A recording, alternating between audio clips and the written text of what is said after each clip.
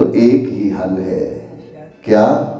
کہا تم چلے جاؤ اس کے پاس جسے کہتے ہیں محمد صلی اللہ علیہ وسلم۔ فرمایا اوتیت الشفاعہ، یار وہ کیسا نبی ہے، اللہ نے ہمیں کیسا رسول دیا۔ اللہ نے کہا میرے نبی دعا ہے، مسند احمد کی روایت ہے، جو مانگو گے نا وہ مل جائے گا۔ میرے نبی سوال کرو، مانگو، جو بھی مانگو گے وہ مل جائے گا۔ کہا اللہ یہ بات پکی ہے نا، جو مانگوں گا مل جائے گا؟ کہا جو مانگو گے مل جائے گا۔ اللہ جو مانگوں گا مل جائے گا نا؟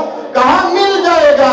فرمایا اللہ یہ میری دعا کو نا پیک کر کے سنبھال کے اپنے پاس رکھ لے، کل ایک ایسا دن آنے والا ہے، کل اس ایسی گھڑی آنے والی ہے جب لوگ کبھی جائیں گے آدم علیہ السلام کے پاس، کہیں گے نہیں ان ربی غضب غضبا لم یغضب مثلہ قبل ولم یغضب بعدہ، کبھی بھی اللہ رب العالمین آج اتنے غصے میں ہے، اتنے غصے میں نہ رب پہلے کبھی تھا نہ آج کے بعد رب کبھی ہوگا۔ کہا میں نے تو ایک غلطی کی تھی، میں نے تو وہ پھل کھا لیا تھا جو رب نے کہا نہیں کھانا ہے، اس لیے میرے پاس نہیں، نوح کے پاس چلے جا۔ نوح علیہ السلام نے بھی جواب دے دیا، بیٹے کے لیے بات کرنی تھی، میں نہیں کر سکتا ہوں، چلتے جاؤ۔ یہ چلتے جاتے ہیں، ادھر سے گزرے ادھر جاتے ہیں، ادھر سے گزرے ادھر جاتے ہیں، نبیوں کے پاس جا جا کے التجائیں کرتے ہیں۔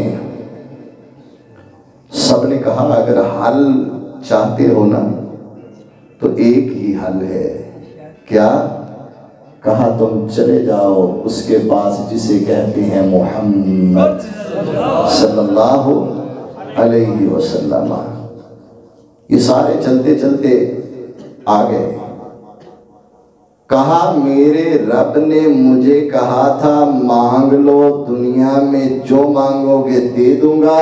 کہا میں نے کہا اللہ میں نے مانگنا ضرور ہے لیکن اپنے لیے نہیں مانگنا، اپنی امت کے لیے مانگنا۔ یار اس نبی کا ہم نے کلمہ پڑھا اور پھر ہم لڑتے پھریں، پھر ہم جھگڑے کریں آپس میں، پھر ہم اختلافات کریں آپس میں، پھر ہماری آپس میں ایک دوسرے کے ساتھ انبن ہو، تو یہ تو بڑی عجیب بات ہے، یہ تو بڑی دل دکھانے والی بات ہے۔